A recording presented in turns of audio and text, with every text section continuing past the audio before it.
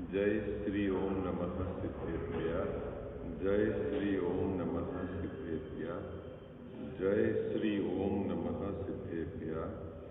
ओंकार बिंदु संयुक्तम नित्यं ध्यायन्ति योगिनः कामदं मोक्षदं चैव।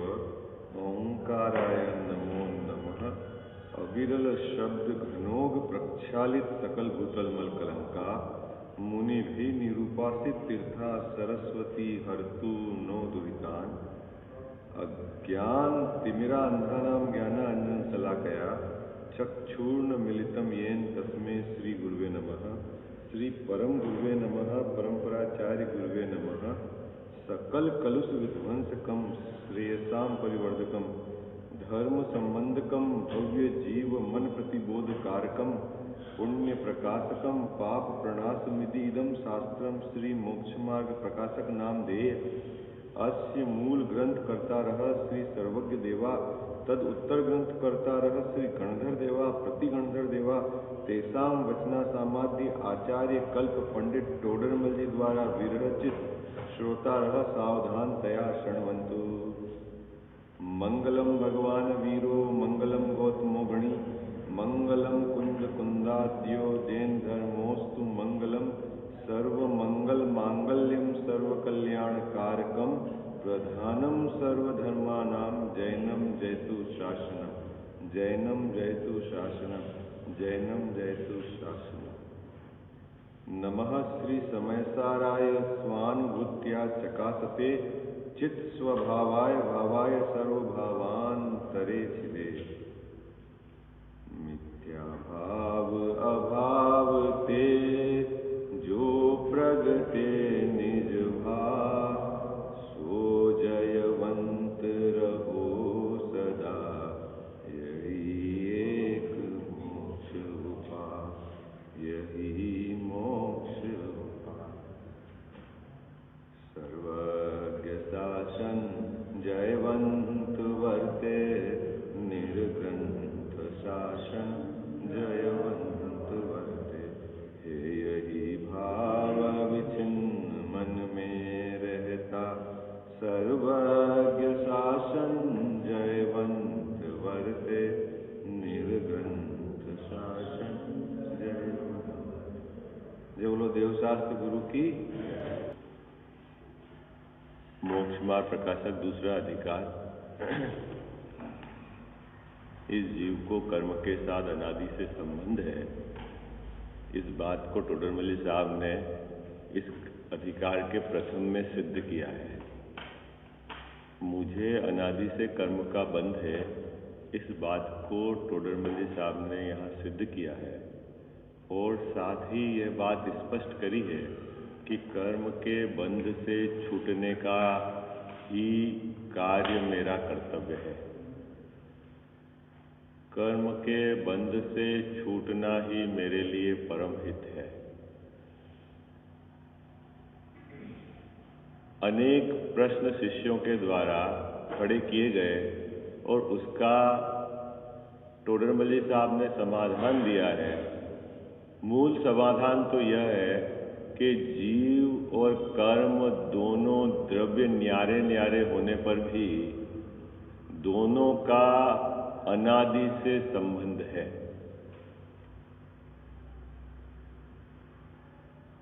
एक दूसरे में निमित्त नैमित्तिक संबंध तो पड़ता ही है, लेकिन दोनों के साथ एक क्षेत्र अवघा संबंध भी है।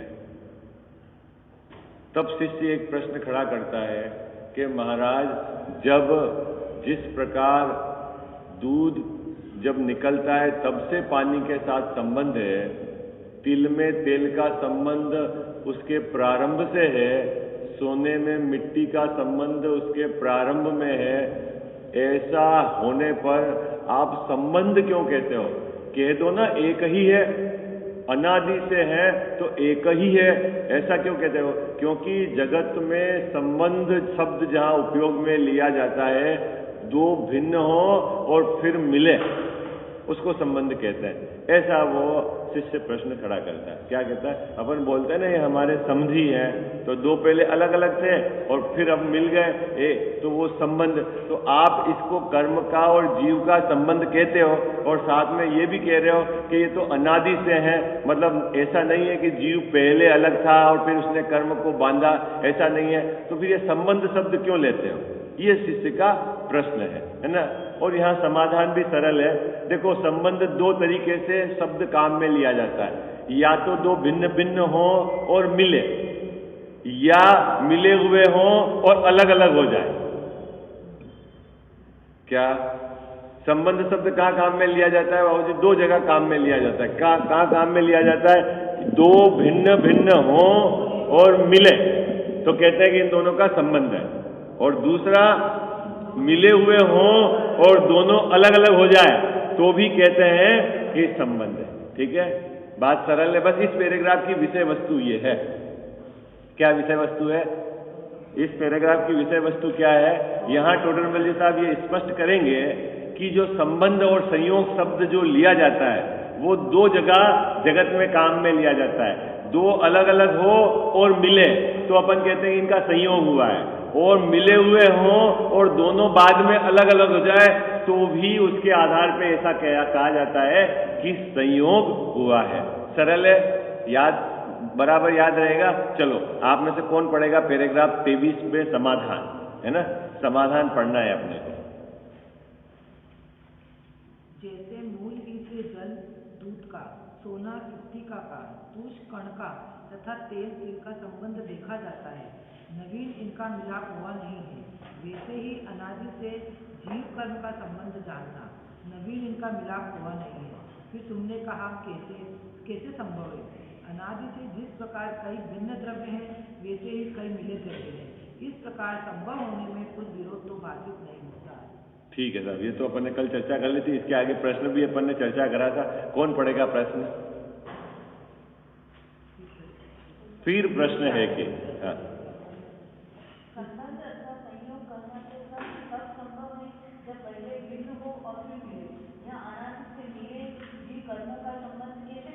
प्रश्न समझ में आ गया आपको? सबको प्रश्न समझ में आ गया बाबूजी? प्रश्न क्या है शिष्य का? पुरुष वर्ग में से भी कोई पढ़े।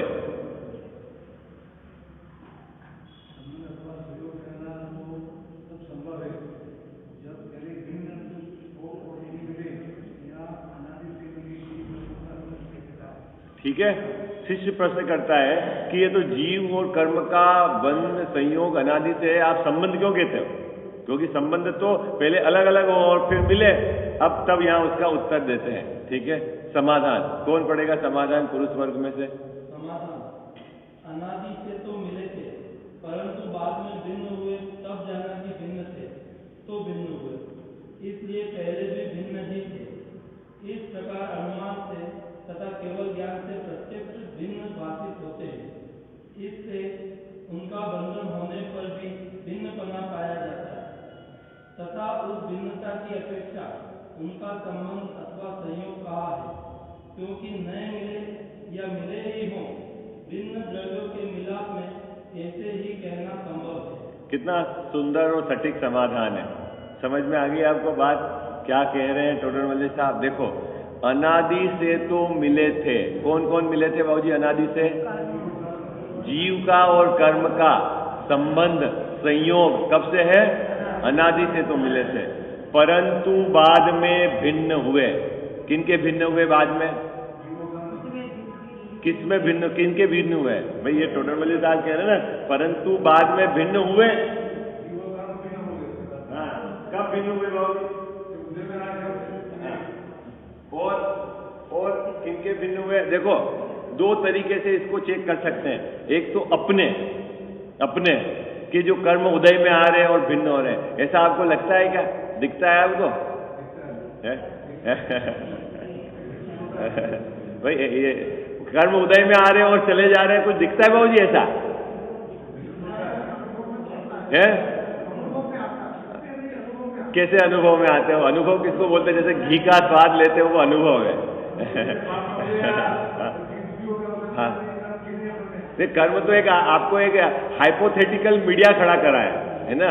है ना, जैसे साइंस को पढ़ाते समय एक ईथर नाम का मीडिया खड़ा करा है। हाँ। नहीं, मान लो बाबूजी कोई कर्म नाम की चीज ही नहीं हो तो क्या पता चले? भाई कर्म नाम की चीज ही नहीं हो तो क्या पता चले? आप बोलो, अगर कोई ऐसा कहे ये कर्म वर्म कुछ नहीं है, फिर आप क्या कहो? भाई ये तो मिलना बिछुड़ना है, ऑटोमेटिक होता रहता है। किसको? हाँ हाँ, नहीं, ये तो ओके है। दुख तो बिल्कुल सबके अनुभव में आता है। कर्म अनुभव में थोड़ी आते हैं क्या? दुख तो अनुभव में आता ही है ना। दुख कर्म की बात कर रहा हूं। कर्म तो दिखते ही नहीं है बाबूजी।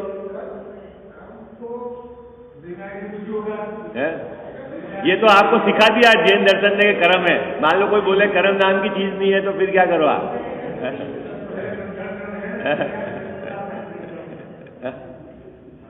उसकी एग्जिस्टेंस का थोड़ी आपको अभी अपन ग्रंथ के आधार से तो कह रहे हैं।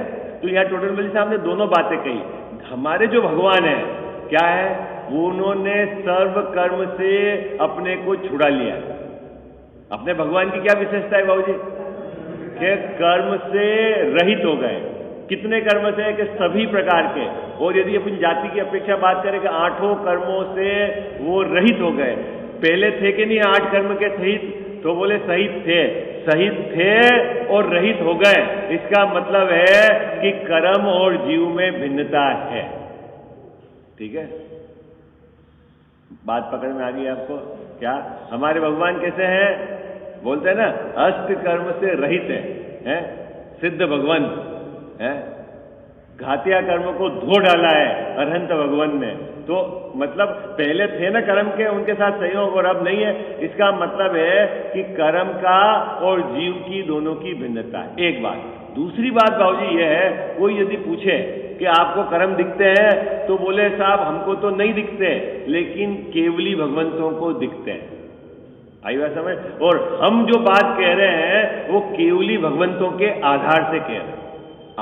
हमारे ज्ञान में तो सामर्थ्य नहीं है कि इतना सूक्ष्म पुद्गल परमाणु हमारे ज्ञान का विषय बन जाए, इतनी सामर्थ्य तो नहीं है। लेकिन किसने देखे हैं? तो बोले जिन्हें केवल ज्ञान है ऐसी केवली भगवानों ने देखा है। भाई बंटवारा करा है ना उन्होंने कि ये ज्ञानावर्ण, तो उन्होंने कैसे बंटवारा करा? उन्होंने जाना है ना, ये दर्शनावरण, ये मोहनी, इसमें ये स्कंद बनते हैं, ये बिखरते हैं, ये सब बात केवली भगवान के ज्ञान में आई है ना, देखा है ना उन्होंने। तो 2 के आधार से कह सकते हैं आप, केवली भगवान के ज्ञान के आधार से और युक्ति लगाकर कि हमारे भगवान जिनको हम पूजते हैं उन्होंने कर्मों को धोया है। इसका मतलब है कि कर्म और जीव न्यारे न्यारे। यदि अलग हो, कोई भी चीज बाबूजी जगत में अलग होती है, इसका मतलब है कि 2 भिन्न है। आई बात समझ? अलग होती है। इस मिट्टी से सोना अलग होता है और मिट्टी अलग होती है, इसका मतलब मिट्टी और सोना अलग अलग। बोला शरीर से आत्मा भिन्न है कि नहीं है? कैसे कहोगे आप भिन्न है? जहां जहां जा रहा है शरीर वहां आत्मा जा रहा है ना, है? लेकिन साहब भिन्न होते हैं, इसका मतलब है अभी भी भिन्न है। ठीक उसी प्रकार कर्म भी आत्मा से भिन्न होते हैं। भले ही अनादि से संयोग है, लेकिन बाद में भिन्न होते हैं। इसके आधार से हम संयोग कहते हैं। ये टोडरमल साहब ने इस पैराग्राफ में समझाया। सरल है। क्या क्या समझाया बाबूजी इस पैराग्राफ के अंदर? मिले तो अनादि से हैं, लेकिन भिन्न होते हैं, इसके आधार से हम कहते हैं। दूसरा, केवली भगवान ने देखे हैं, मैंने तो नहीं देखे, लेकिन केवली भगवान ने देखे, इसलिए मैं कह सकता हूं कि अलग अलग। केवली भगवान ने कैसा देखा आत्मा और कर्मों को? कैसे देखा बाबूजी? अलग अलग देखा है ना? उनके ज्ञान का तो विषय है ना ये। हमारे तो अभी पता नहीं, दिखता ही नहीं, लेकिन उनके तो दिखता है ना। तो उन्होंने देखा है, और हम कैसे कह रहे हैं कि हमने अनुमान लगाया, युक्ति लगाई है कि हमारे भगवान ने कर्मों को धोया है, इसका मतलब कर्म अलग है और जीव अलग। जीव का कोई अंश थोड़ी निकला है क्या? पूरे के पूरे रहे वो। ठीक है, ये बात यहां सिद्ध कर रही। देखो, अनादि से तो मिले थे। कौन मिले थे अनादि से? कर्म और जीव। परंतु बाद में भिन्न हुए। बाद में भिन्न हुए मतलब अलग अलग हो गए। हमारे भी कर्म भिन्न होते हैं, लेकिन क्या है, बंध रूप अवस्था बनी रहती है। लेकिन भगवंतों के तो कर्म सदा के लिए भिन्न हो गए, ठीक है ना। तब जाना, क्या जाना हमने कि भिन्न थे, है ना। क्या जाना हमने, भिन्न थे, है ना। इस मिट्टी से जिंक को अलग कर दिया, तब हमने जाना कि मिट्टी जो दिखती थी काली उसमें जिंक भिन्न ही है। फिर यहां बहुत सुंदर तर्क दिया,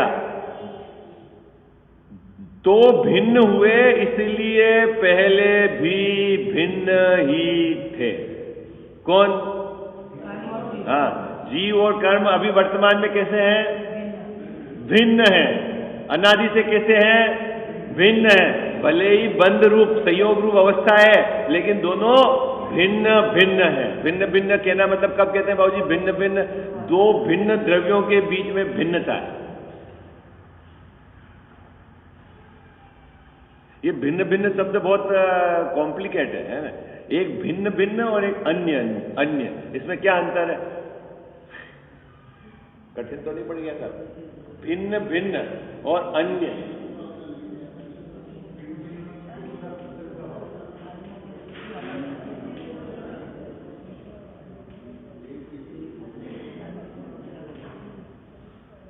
आपको तो ऐसा ही लग रहा हो दोनों शब्द सेम है, नहीं? भिन्न भिन्न और अन्य अन्य, क्या बाबूजी अपन तो क्या दोनों कहीं भी लगा देते हैं ना शब्द, हैं? चलो कोई बात नहीं, अभी अचानक याद आ गया तो आपको बता दे। देखो मैं आपको बताता हूं, जैसे यहां जो भिन्नता है ना, ये दो द्रव्य के बीच में है। क्या ये जो भिन्नता का शब्द काम में लेता है ना, दो द्रव्य के बीच में है, दोनों द्रव्य का न्यारा नारा, तो है ना, जीव भिन्न है, उद्गल भिन्न है। और अपन बोलते हैं ना, जीव अन्य है और राग अन्य। जीव और कर्म में भिन्नता है और जीव और राग में अन्यता है। कोई समझ में आई बाबूजी? हाँ, बात पकड़ में आई कुछ बाबूजी?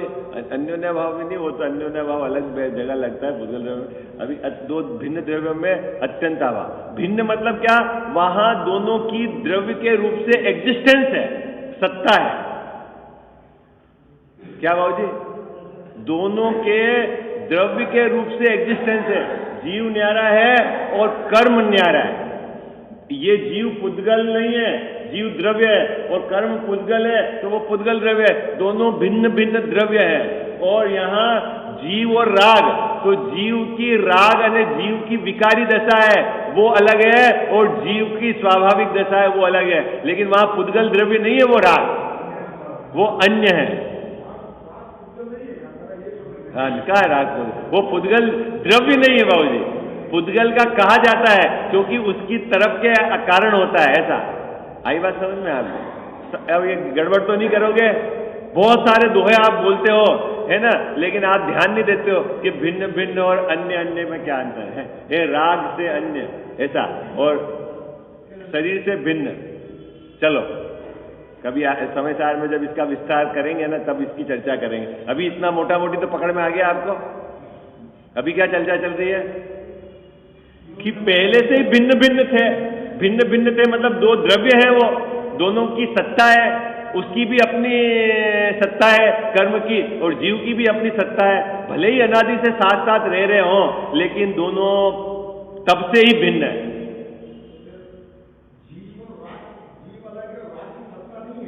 राग की सत्ता मतलब द्रव्य के रूप में सत्ता नहीं है। द्रव्य द्रव्य के रूप में सत्ता नहीं है, एक अलग द्रव्य नहीं है। जैसे है ना, ये चश्मा, इसकी एक एग्जिस्टेंस सत्ता है, ठीक है, ये अलग है, ये अलग है। ऐसे राग यूं कोई निकाल के फिर राग अकेला कहीं रहता हो, ऐसा नहीं है। कर्म तो अकेले कहीं न कहीं फिर पुद्गल के ढेला है ही है वो तो। आई बात समझ में? हाँ, जीव की विकारी दशा है वो। हाँ हाँ, अलग अलग, वो वहां अन्य अन्य डालते हैं सब। चलो चले आगे, है? आगे बढ़े, आगे बात पकड़ में आई आपको क्या? तो यहां टोटल मल्ली साहब क्या कह रहे हैं? कौन कौन भिन्न है? जीव और कर्म, भिन्न शब्द लिया। भिन्न का मतलब क्या है? दोनों की सत्ता न्यारी न्यारी है ना? ठीक, चलो आगे। इस प्रकार अनुमान से, अनुमान कौन लगाएगा? हमारा वर्तमान जो ज्ञान है ना, मतिशुद्ध ज्ञान, उसने अनुमान लगाया। क्या अनुमान लगाया बाबूजी? है ना, जो दूध में और पानी, थन से ही, गाय के थन से ही दूध निकला और फिर हमने उसको जला के पानी निकाला, या लेक्टोमीटर से पानी को चेक करा, तो हमने क्या जाना कि पानी और दूध न्यारे न्यारे हैं। तेल से, तिल्ली से तेल निकालकर हमने क्या जाना कि तेल और तिल्ली भले ही अनादि से साथ में हो, लेकिन तेल अलग है और तिल्ली अलग है। साथ जाना कि नहीं जाना? किससे जाना हमने? अनुमान से जाना। ठीक है। और दूसरी बात यहां टोडरमल जी साहब ने की कि केवल ज्ञान प्रत्यक्ष है। केवल ज्ञान से तो भगवान को दूध में पानी की भिन्नता दिखती है, तिल में तेल की भिन्नता दिखती है, जीव और कर्म की भिन्नता दिखती है, सब चीज दिखती है उनके केवल ज्ञान में। संक्रमण दिखता है, उत्कर्षण दिखता है, अपकर्षण दिखता है, उदय दिखता है। अपने को क्या दिखता है? अपन को आगम के आधार से, आगम चक्षु से दिखता है, बाकी क्या दिखता है? अपने को नहीं दिखता है ना। लेकिन केवली भगवान ने प्रत्यक्ष देखा है, इसलिए ये शब्द डाला प्रत्यक्ष। क्या डाला शब्द यहां पर बाबूजी? प्रत्यक्ष। किसने देखा है? केवली भगवान ने देखा है। क्या देखा है? कि जीव और कर्म भिन्न भिन्न है, भिन्न भिन्न थे। कब से? अनादि से। ठीक है, चलो आगे। अभी तो बाबूजी बहुत कंफ्यूजन है। खूब लोग तो ऐसा मानते हैं कि कर्म तो मेरे ही हैं। किसके है बाबूजी? कर्म तो मेरे ही है। मतलब मेरे ही है मतलब कैसे है? जैसे मैं तो जीव हूं और कर्म क्या है? बोलो, कर्म क्या है? तो मेरे तो है ना। किसके है कर्म? अपन बोलते नहीं मेरे कर्म के उदय, तो मेरे हैं मतलब, मेरे मतलब क्या? मेरे का मतलब क्या है? अरे हाँ, वो तो ठीक है, पर मेरे से मतलब आप क्या समझते हो? मतलब वो जो जीव नहीं है वो, हाँ, वो जड़ है। हाँ हाँ, वो बात बोलो तो कोई दिक्कत नहीं है हमारे को, अपने तो श्रद्धा की बात है, समझ बराबर रखना। हाँ, वो जड़ है, मैं चेतन हूं। इसलिए क्योंकि बहुत कंफ्यूजन है अभी। क्या है, टोडरमल जी साहब को भी यहाँ कंफ्यूजन क्रिएट हो गया कि मैं अनादि से सिद्धि कर रहा हूँ जीव की कर्म के साथ, और बता रहा हूँ कि ये मिले, अब भिन्न हो रहे हैं, तब इनको संयोग का। तो कल ऐसा नहीं समझ ले कि ये अनादि से मेरे साथ चल रहा है तो मेरे नहीं। बाबू जी नहीं, ऐसा चलता है। अभी अपन ने तो 5-25 बरस साथ में रह जाते हैं तो बोले ये मेरे नहीं बोलते हो। 5-25 बरस में ही मेरे करते नहीं हो। ये शर्ट मेरा है, ये मकान मेरा है, बच्चा मेरा है, पत्नी मेरी है, नहीं क्या बोलते हो? ऐसे ही बोलते हो। कितने समय से बाबूजी साथ है? कितने समय से साथ थे? है? तो ये क्या है कि ऐसा भट से तो ऐसा कर्म को नहीं पकड़ ले। ये बात यहां पे है। देखो क्या कहते हैं, इस प्रकार अनुमान से तथा केवल ज्ञान से प्रत्यक्ष भिन्न भाषित होते हैं। किन किन में भिन्नता भाषित होती है? जीव की और कर्म की। इससे उनका बंधन होने पर भी भिन्नपना पाया जाता है। कितनी सुंदर बात दी, कितना सुंदर तर्क है। क्या? भले ही उनका बंधन है लेकिन दोनों भिन्न भिन्न है। क्या? दोनों भिन्न भिन्न है बाबू, दोनों भिन्न भिन्न, दोनों का काम, जैसे बोलते हैं ना पति पत्नी का भले ही संबंध है अपन कहते हैं, लेकिन दोनों भिन्न भिन्न है। पति के पेट में दुखेगा तो उसी के दर्द होएगा, पत्नी के नहीं होएगा। होएगा ना, ऐसा थोड़ी होगा है। भिन्न भिन्न है ना। ऐसे ही कर्म पूरी अपनी एग्जिस्टेंस अपने कारण है, जीव की पूरी सत्ता अपने कारण है, एक दूसरे से कोई संबंध नहीं है, बस साथ रहते हैं, इसलिए उसको संबंध कहा है। बात समझ में आ रही है आपको? ये बहुत कठिन है क्योंकि अनादि से अपन ने घोट लिया ना, मेरे हैं मेरे हैं मेरे हैं, तो इसको लग गया कि सब कुछ वही मेरे साथ ही है। ऐसा नहीं है। देखो क्या कहते हैं, उनका बंधन होने पर भी, किनका बंधन होने पर भी? जीव का और कर्म का बंधन होने पर भी भिन्नपना पाया जाता है। दोनों में भिन्नता विद्यमान है। कब विद्यमान है? अभी भी। जो यहां मेरे साथ एक क्षेत्र होगा, ज्ञानावर्ण आदि कर्म पड़े हैं, ज्ञानावरण कर्म की जो भी एक्टिविटी हो रही है वो ज्ञानावरण कर्म पुद्गल द्रव्य की अपनी ताकत से हो रही है, और मैं जीव द्रव्य हूं, मेरी जितनी भी एक्टिविटी हो रही है वो मेरे ताकत से हो रही है। दोनों वर्तमान में भी अपना काम भिन्न भिन्न कर रहे हैं। बात पकड़ में आ गई नहीं आ गई? हाँ, एक दूसरे का कोई सहयोग है क्या? अरे हाँ जी है ना जी है। भिन्न होते हुए भी उनका संबंध और साथ रहता है। हाँ, क्योंकि कर्मों को तो ये बुला रहा है। हाँ, बुला रहा है और उसके उदय से इसके भाव होते हैं, वो संबंध है। लेकिन कर्म को जीव छूता है ऐसा नहीं, कर्म जीव को कुछ करा देते हैं ऐसा नहीं, दोनों अपने अपने करते हैं और दोनों एक, वो है ना, पत्नी अलग तैयार हुई, पति एक अलग तैयार हुआ, दोनों गाड़ी में बैठकर एक साथ आ गए तो बोलते हैं दोनों साथ साथ आ गए, तो दोनों साथ आए क्या? अरे बोल, कौन साथ आया है? वो अलग तैयार हुआ, ये अलग तैयार हुआ, दोनों के एक साथ आने का काल है। ऐसे ही कर्म के उदय का काल और जीव के भाव का काल एक होने पर निमित्त नैमित्तिक कारणपना गिना जाता है कि इसके कारण ऐसा है, लेकिन दोनों काम अपना अपना ही करते हैं। ये बात है, ये अपने को बराबर समझना पड़ेगा, करना नहीं होता। ठीक है? सरल है? अरे हाँ जी या ना जी? कुछ देखो, अभ्यास तो करो आप, बहुत सरल ग्रंथ है और बात एकदम पकड़ में आएगी आपको। ठीक है? क्या कहते हैं? उनका बंधन होने पर भी, किनका बंधन होने पर भी? जीव का और कर्म का बंधन होने पर भी भिन्नपना पाया जाता है। किसमें भिन्नपना पाया जाता है? जीव और कर्म में। कब? सदा ही, क्योंकि दोनों भिन्न द्रव्य हैं। ठीक है? तथा उस भिन्नता की अपेक्षा से, किस भिन्नता की अपेक्षा से? कि दोनों भिन्न भिन्न है, उसकी अपेक्षा से उनका संबंध अथवा संयोग का है। इसलिए अपन ने कहा है कि कर्म का संबंध है, कर्म का संयोग है इस जीव को अनादि से, ऐसा कहते हैं। लेकिन इसका मतलब यह नहीं है कि वो कर्म जीव हो गए, क्योंकि नए मिले या मिले ही हो, भिन्न द्रव्यों के मिलाप में ऐसे ही कहना संभव है। ठीक है? इसलिए अपन जीव को कर्म का साथ अनादि से संबंध कहते हैं, लेकिन दोनों न्यारे न्यारे हैं। ठीक? अब फिर प्रश्न है, साहब न्यारे न्यारे कैसे हैं? आधे तो कह दिया न्यारे न्यारे हैं, पहचान तो बताओ न्यारे न्यारे हैं, क्योंकि कर्म तो हमको दिखते ही नहीं है। तो अब दोनों की भिन्नता बता रहे हैं। किसकी भिन्नता बता रहे हैं बाबूजी? जीव और कर्म की भिन्नता बता। किस कर्म की भिन्नता बता रहे हैं? दूसरे के कर्म नहीं, मेरे ही जो ये जो है ना द्रव्य कर्म, उससे और मैं भिन्न हूं। तो कैसे भिन्न हूं? पहचान तो बताओ। तो अब यहां टोटल साहब उससे अपनी भिन्नता बता रहे हैं। बहुत सुंदर है, पैराग्राफ है। आप में से कौन पढ़ेगा इसको? पुरुष में से भी एक जना पढ़े, महिला में से भी एक जना पढ़े, और पढ़कर विचार करते हुए अपने श्रद्धान को दृढ़ करना भाई हो। बिल्कुल मैं कर्म से भिन्न हूं। कैसे भिन्न हूं? अभी यहां टोटल मजिद साहब बताएंगे। चलो, कौन पढ़ता है?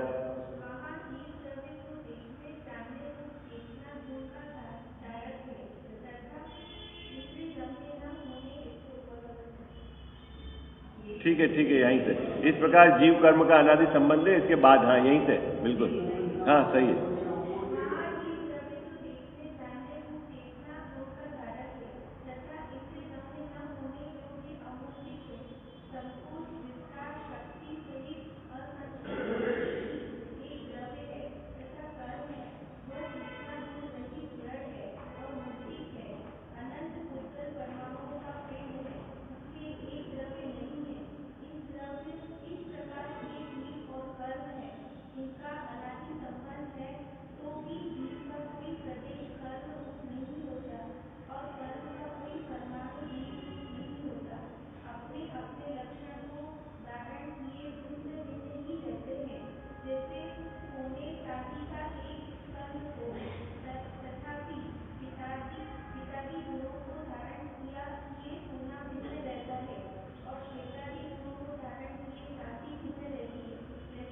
वैसे भिन्न जानना। क्या कह रहे हैं टोडरमल साहब? किसकी भिन्नता बता रहे हैं? जीव की और कर्म की। कौन पुरुष वर्ग में कौन पढ़ेगा इस पैराग्राफ को?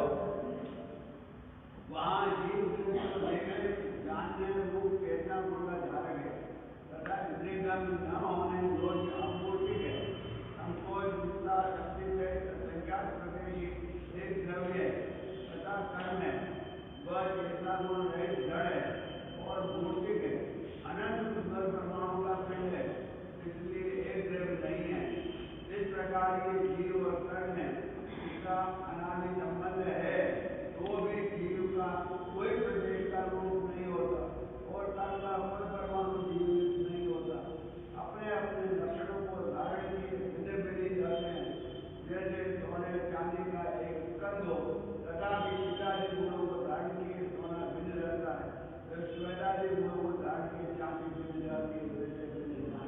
ठीक है। अब जीव की भी यहां विशेषता बताई है, लक्षण। किसी भी चीज को बाबूजी भिन्न करना हो तो आपको लक्षण पता होना चाहिए, ठीक है। जैसे घर के अंदर आपने शक्कर पीस दी और नमक भी पास में पड़ा हुआ, दोनों दिखने में श्वेत हो, ठीक है, तो आप दोनों की भिन्नता कैसे करते हो? हैं? हैं? अरे बोलो बाबूजी, हैं? बाबूजी बोलो ना, करते हैं ना भिन्नता अपन, कैसे करते हैं भिन्नता? है लक्षण के आधार से। लक्षण किसको कहते हैं? लक्षण किसको कहते हैं? कि चाहे वह किस भी रूप में हो, अपनी विशेषता को नहीं छोड़े। आई बात समझ में? दाल खारी होती है कि नहीं होती है, बताओ घर में? अरे बोलो हाँ जी या ना जी। दाल खारी होती है कि नहीं होती है? बाबू जी खारी नहीं होती दाल?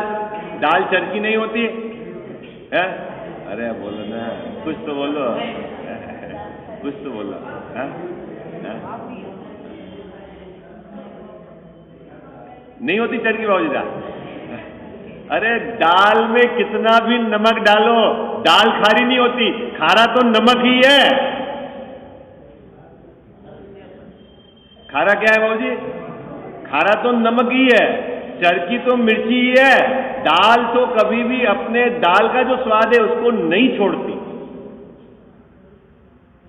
कहते हैं अपन व्यवहार में कि खारी हो गई, वहां इसका इंटेंशन यह है कि वहां नमक की अधिकता कही गई, बस कि इस मिश्रण में नमक की अधिकता है, इसलिए अपन बोलते हैं कि दाल खारी हो गई।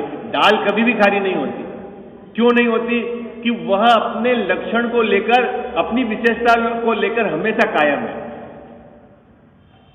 आप किसी भी चीज को कैसे पकड़ते हो? ये शिकंजी मीठी है, क्या करा आपने? शक्कर के लक्षण को पकड़ के कि उसकी मात्रा ऐसा ही।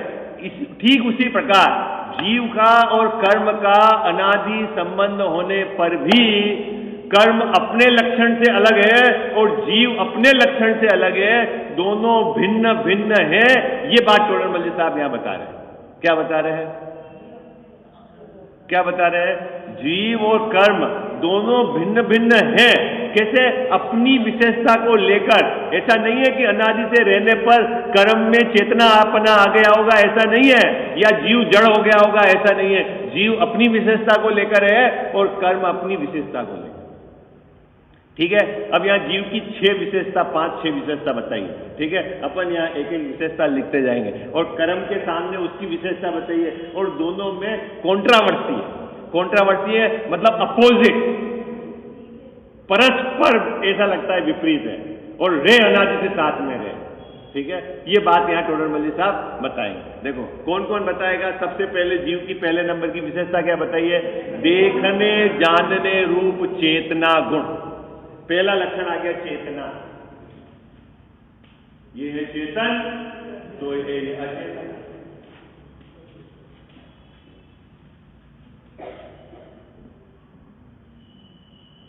सरल है, लिखा हुआ है ना यहां। फिर यह इंद्रिय गम्य नहीं है।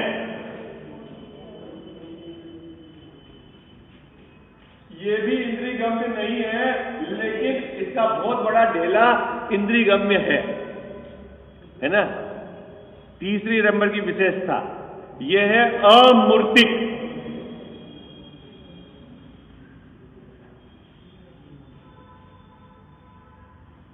और यह है मूर्तिक।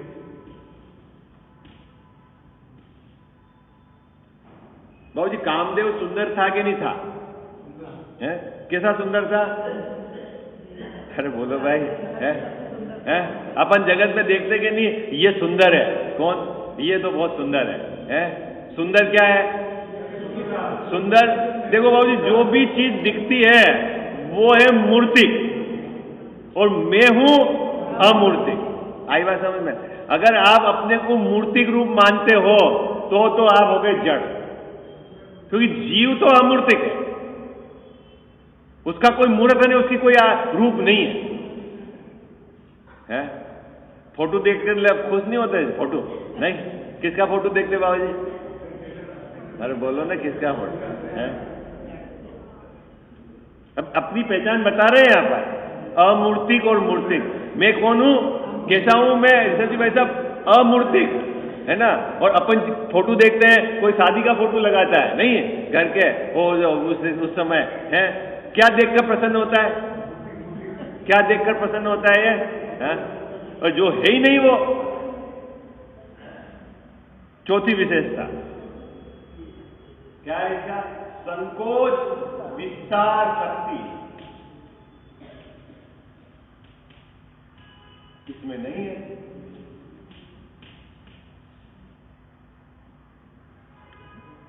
कैसी शक्ति है बाबूजी मेरे में, संकोच विस्तार। मैं पूरा का पूरा चींटी में घुस जाऊं और मैं पूरा का पूरा हाथी में घुस जाऊं, एक भी चीज मेरी बाहर नहीं रहती है। हाथी में जाता है तब और चींटी में आता है तब। क्या ये क्या शक्ति है इसकी, संकोच। अने सिकुड़ जाए तो इतना छोटा, अभी चींटी तो मैंने बहुत बड़ा बोल दिया क्योंकि आपके पकड़ में आ जाएगी, बाकी तो उससे छोटे में भी चला जाए तो पूरा चला जाए। आई बात समझ में, है ना। और हाथी में जाए, और वो आज के जो अभी चल नहीं रहा है डायनासोर, क्या है उसकी, अभी वो उसमें जाए तो भी पूरा का पूरा जीव इतना फैल सकता है। कितना फैल सकता है बाबूजी जीव, कितना फैल सकता है अपने आत्मा के प्रदेश, 3 लोक प्रमाण, एक बार में 3 लोक में फैल जाए, इतनी अपनी शक्ति है, संकोच विस्तार की शक्ति है। और चौथी बहुत सुंदर बात कही, असंख्यात प्रदेश की एक द्रव्य, एक द्रव्य। और ये एक प्रदेश वाला, इसका ढेला है स्कंद, और ये स्कंद है, भीड़ है। अब ये इतनी सारी इतना अंतर है जीव और कर्म में, इस पैराग्राफ में दिया। अपन अब इसकी चर्चा कल करेंगे, क्या होता है चेतन, क्या होता है इंद्रिय गम्य, क्या होता है अमूर्तिक, संकोच विस्तार, इसकी अपन चर्चा कल करेंगे, है ना।